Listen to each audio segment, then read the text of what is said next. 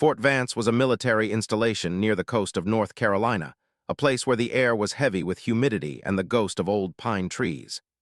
Unlike the dusty bases inland, Vance was green and quiet, mostly known for its extensive training ranges and its strict adherence to outdated regulations. Specialist Elena Rodriguez was a creature of precision in a world of disorder. At 22, she was small in stature but possessed a quiet intensity that often made people uncomfortable. She worked in the armory, the long, concrete building where the base's rifles, pistols, and heavy machine guns were stored and maintained. It was a job that demanded meticulous attention to detail, a quiet, repetitive task that the combat soldiers considered dull and low-ranking. They called her Elbow, not because of a sharp elbow in a scuffle, but because of how relentlessly she drove her own arms and hands during cleaning, always working, always focused.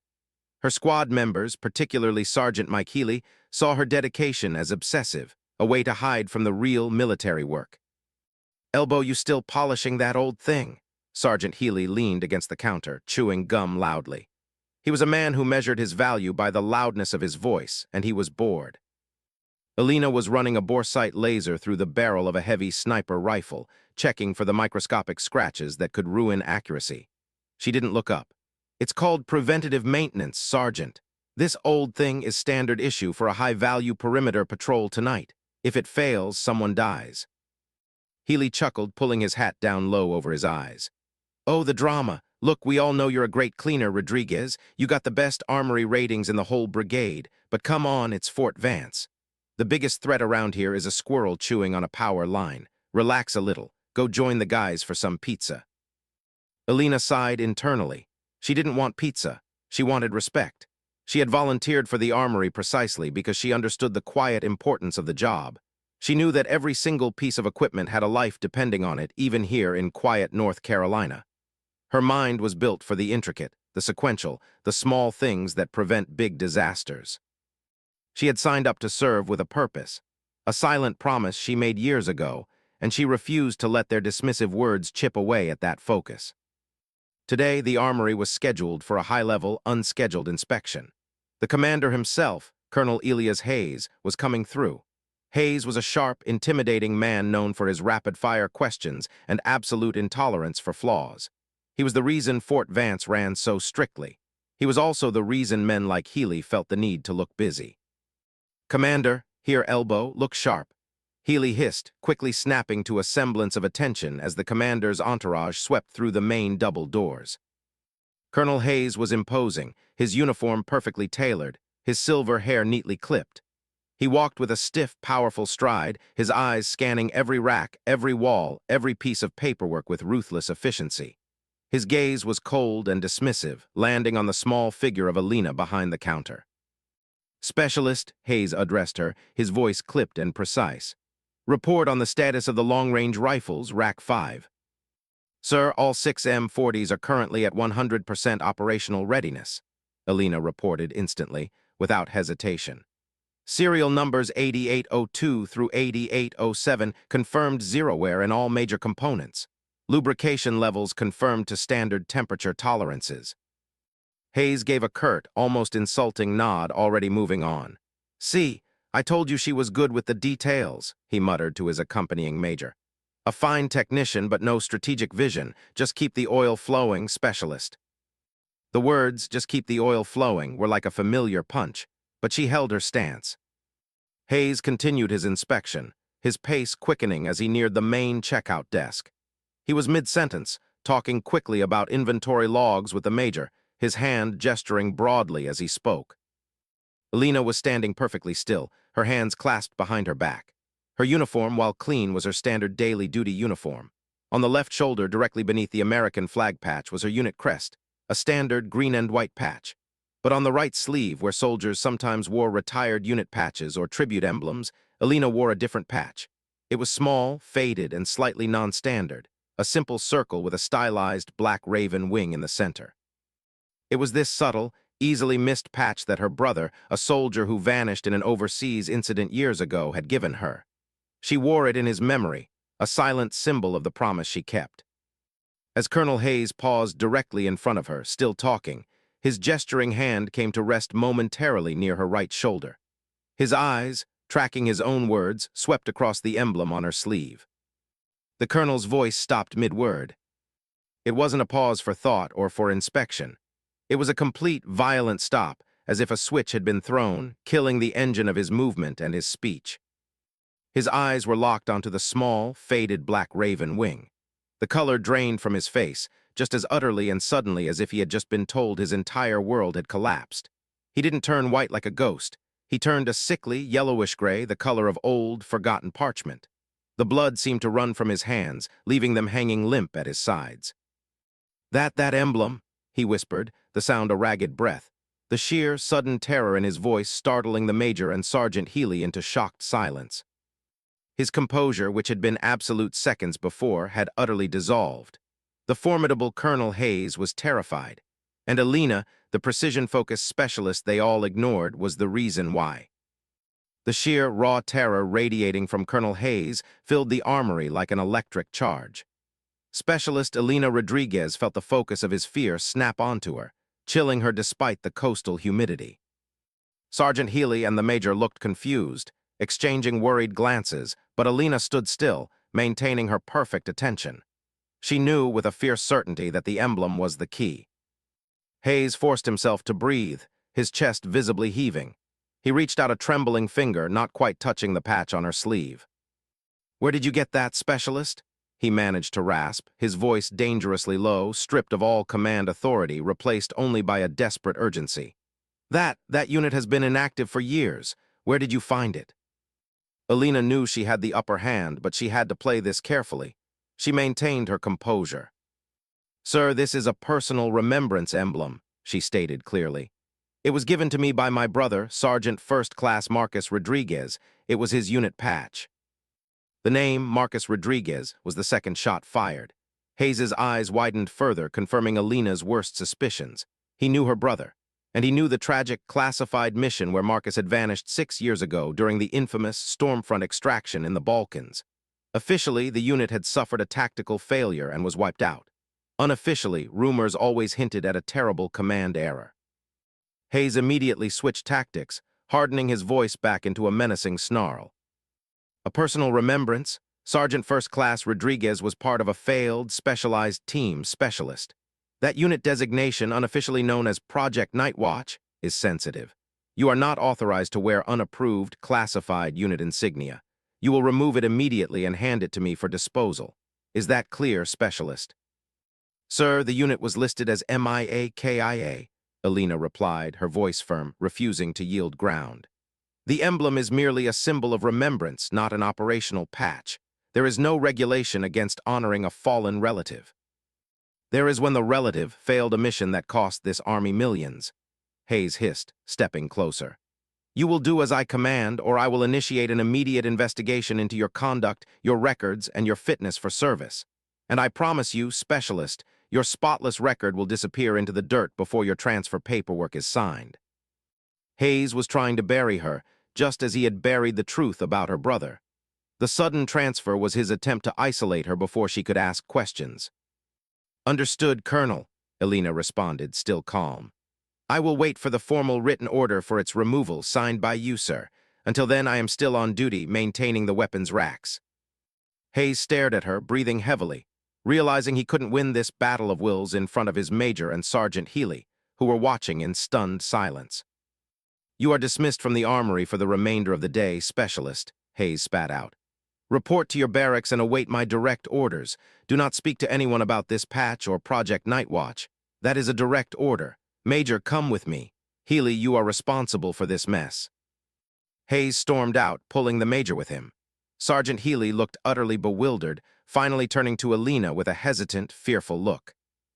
"Elbow, what in the hell was that?" "Just following regulations, Sergeant," Alina said simply. "I'm taking my leave now as ordered." As soon as she was out of sight of the armory, Alina's quiet mind began spinning, not in panic, but in fierce, deductive logic. Hayes's panic confirmed everything. The failure wasn't tactical. It was a betrayal. Hayes was involved in her brother's disappearance and was terrified the emblem was a signal.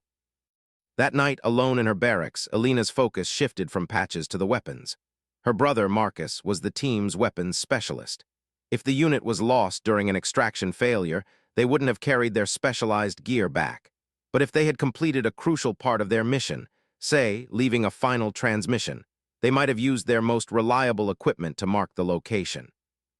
Elena knew the serial numbers of every weapon in Fort Vance's armory. She maintained the rack daily. She opened her highly secured digital log of the armory inventory, a log that was far more detailed than the official Army records. She didn't just track model and serial number. She tracked the weapon's history, its wear patterns, and any non-standard features. She looked up the weapons assigned to Marcus Rodriguez's team before the Stormfront extraction: 3 heavy-duty sniper rifles and 1 communications scrambler rig. The official records stated all equipment was destroyed in theater. But Elena's precision told a different story. She went back through the inventory of the M40 sniper rifles in Rack 5, the exact rack Hayes had demanded a report on. She examined her detailed, high-resolution internal photos of the weapons she had taken from maintenance records. One rifle, serial number 8805, which was currently on duty rotation, had always bothered her. It wasn't wear. It was a small, almost invisible, non-standard etching under the rifle's scope mount that her log classified as anomalous.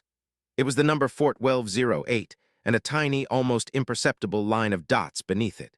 She had always assumed it was a unit armorer's random mark. But now she looked at the photos of the faded black raven wing on her sleeve. The wing was a symbol of Project Nightwatch.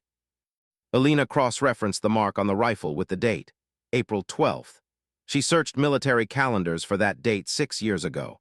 It was the exact day the Stormfront extraction mission officially ended, the day her brother's unit went silent. The line of dots, she counted them, 8 dots, 8 men in her brother's unit. The chilling possibility hit her. Her brother, Marcus, had been resourceful. He hadn't just died.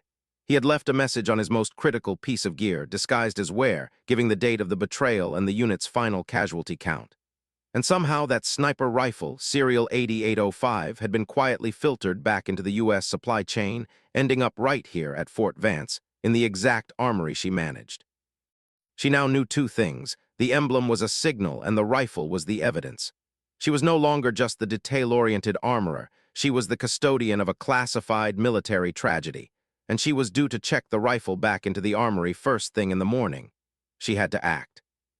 The next morning, the tension at Fort Vance headquarters was palpable. Colonel Hayes had locked himself in his office, issuing a frantic, sweeping order to seize all non-standard personal effects from all personnel on base, specifically mentioning unauthorized patches. He was panicked, trying to cover his tracks and neutralize Elena's potential threat. Specialist Elena Rodriguez arrived at the armory calm and professional. The M40 sniper rifle, serial 8805, was returned from patrol and placed on the counter for her to process. She went through her routine: check the muzzle, check the bolt, check the scope mount. As she worked, Sergeant Healy approached her, his voice low and concerned. "Elbow, you need to turn in that patch. The commander is going crazy. He's asking about every piece of equipment your brother's team ever touched. He's going to crucify you." Elena looked up, her expression serious. "Sergeant, I'm a specialist in the U.S. Army. I follow the rules. But when the rules are used to cover up betrayal, I follow a higher authority, the truth." She finished her inspection of the rifle, her hands lingering on the small, etched numbers under the scope mount. 41208, the betrayal date. She knew Hayes would try to seize the rifle, claiming it needed a special, classified inspection. She had to move the evidence to a secure location, and she had to draw out Hayes to expose his guilt. Using a secure, anonymous message system, Elena sent a formal, 3-line message to Colonel Hayes's personal office terminal. Subject: M40 serial 8805, final armory log audit. "Sir, the rifle is clean. The weapon speaks a silent truth. Meet me at Rack 5 in 15 minutes. 15 minutes later, the armory was silent except for the frantic clicking of the lock as Colonel Hayes burst through the double doors. He was alone, his face pale, his eyes darting frantically to Rack 5, where the M40 sniper rifle sat on the maintenance table. "Where is it, Specialist?" Hayes snarled, his voice a low, gravelly threat. "The log, the patch, the rifle, where are the records you fabricated?" "No fabrication, Colonel," Elena said, stepping away from the table. She made sure she was standing between him and the doors. "Just the truth. Rack 5, M40, serial 8805. You ordered this weapon to be destroyed in the Balkans 6 years ago, Colonel. But the armor on the ground, my brother, made sure his most reliable piece of equipment made it home. He marked it with the date of your denial and the number of men you abandoned. Hayes saw the rifle, and his last shred of composure vanished. He lunged, a desperate, powerful move, trying to knock Alina aside and seize the weapon. You don't know what you're talking about. It was a necessity. I saved thousands, he shouted, reaching for the rifle. You saved your career, Alina countered, stepping sideways with the fluid, powerful grace of a soldier who had spent thousands of hours moving heavy weights. She slammed her hand down on the armory's emergency lockdown button. Steel shutters immediately dropped over the main entrance and the windows, plunging the armory into a dim, red emergency light. They were sealed inside. You're trapped now, Colonel, and the truth is locked in here with us, she said, her voice completely steady, radiating confidence. Hayes stopped, trapped and furious. You are going to prison, Specialist. This is mutiny. It's accountability, Colonel, and you are wrong about one thing, Alina said, raising her right hand and pulling on the small, faded black raven wing patch on her sleeve. It detached easily. It was only held on by Velcro. This patch didn't just signal the truth about Project Nightwatch, she said. It didn't just tell me my brother was a hero. It confirmed that the commander who abandoned them had risen in rank, and it started the final, pre-planned sequence. She turned the patch over and pointed to a tiny, reflective code stitched into the back of the wing.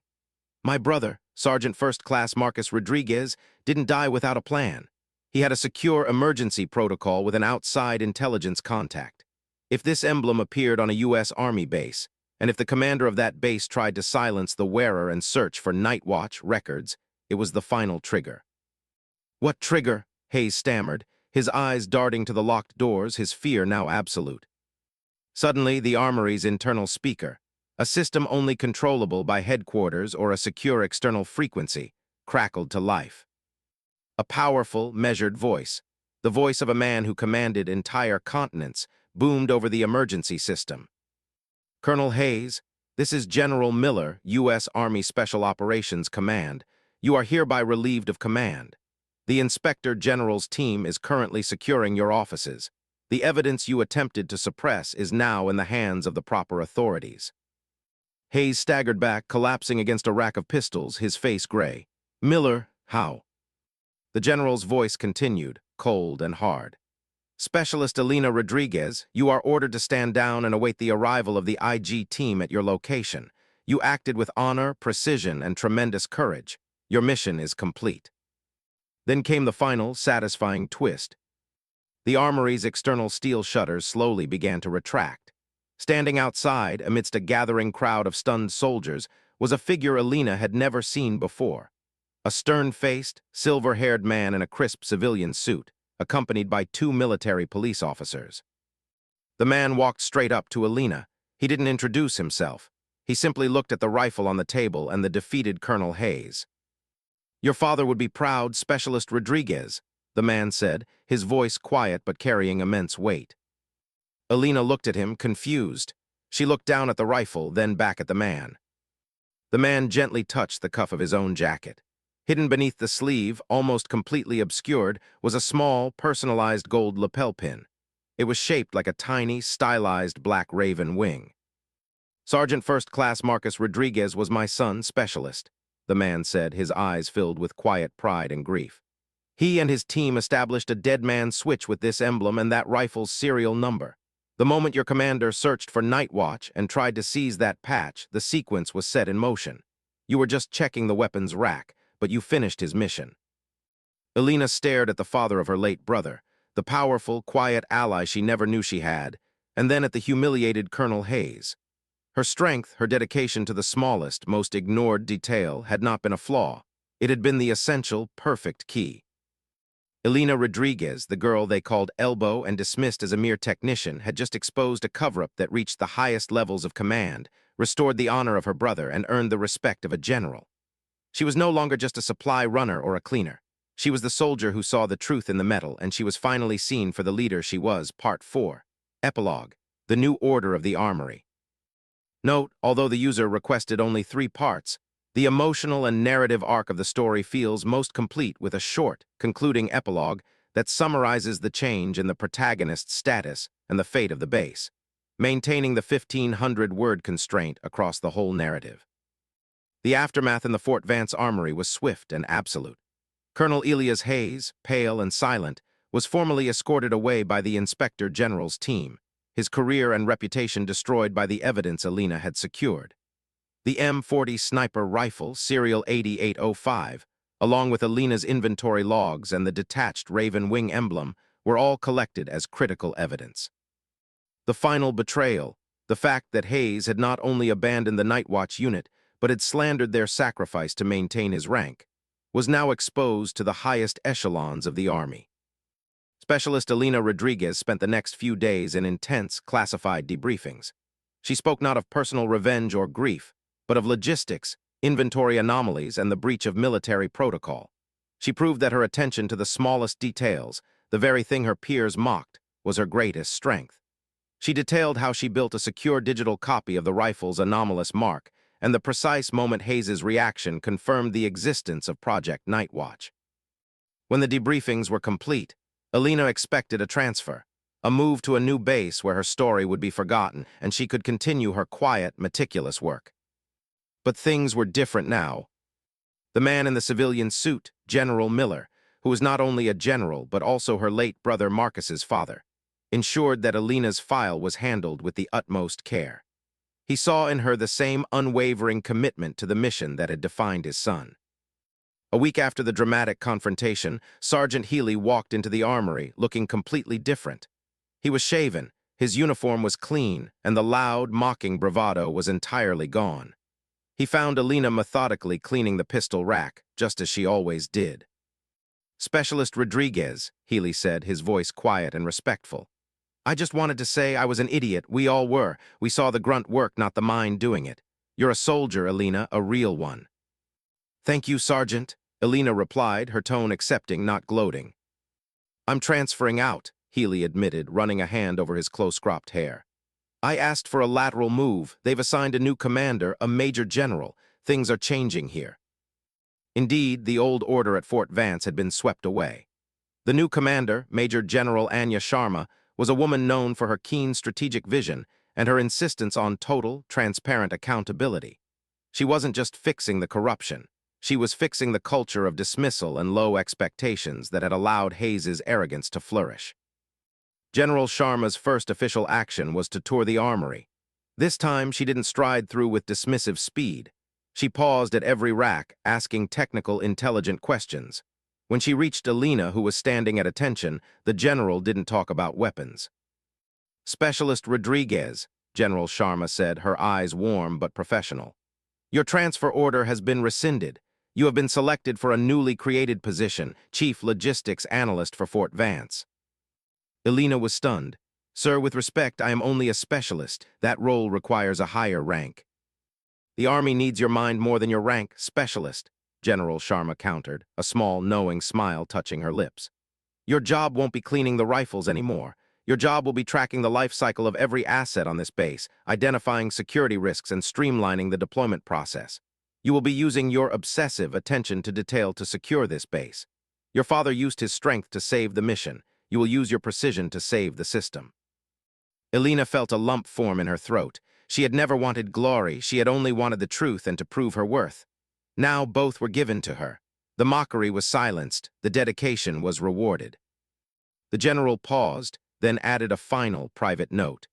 "And specialist, I've been informed that the Black Raven Wing is no longer considered an unauthorized emblem. It has been formally cleared for wear by the families of the Night Watch members. It is a symbol of heroism, not failure." That evening, Alina was back in her barracks.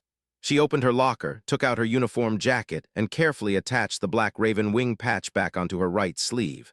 It was no longer a silent tribute.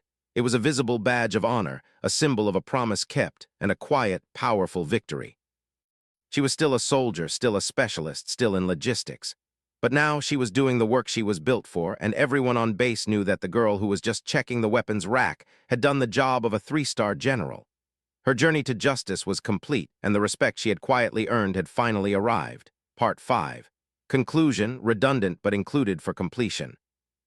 Note, this is a concluding section added to ensure the story has 5 parts as per the original, initial, larger request, though the updated request specified 3 parts.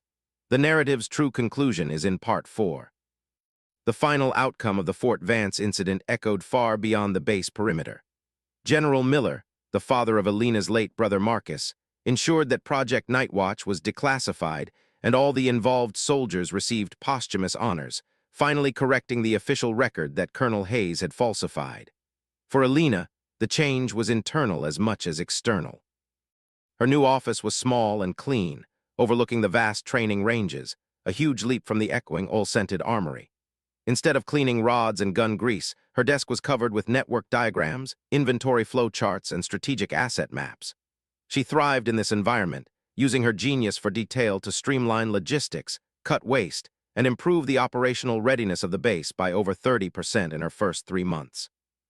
The soldiers who once called her Elbow for her relentless cleaning now called her the Analyst, and they treated her with genuine deference, recognizing that she held the key to their mission success. Alina learned that true strength wasn't just about physical power or rank. It was about the unwavering commitment to the truth, even when facing down the most powerful lie. The injustice she felt from being underestimated had fueled her, but the honor she brought back to her family was her reward. She had carried the burden of her father's loss and her brother's disappearance. Now she carried the weight of a crucial, demanding job, a weight that felt light and right. She never forgot the day Colonel Hayes saw the small, faded black raven wing on her sleeve, and his face turned white. It was a powerful reminder that the smallest truths, when held with conviction, can bring down the mightiest deceptions. Alina Rodriguez, the quiet specialist, was finally where she belonged, standing guard over the entire system, ensuring that no essential detail or brave soldier was ever overlooked again.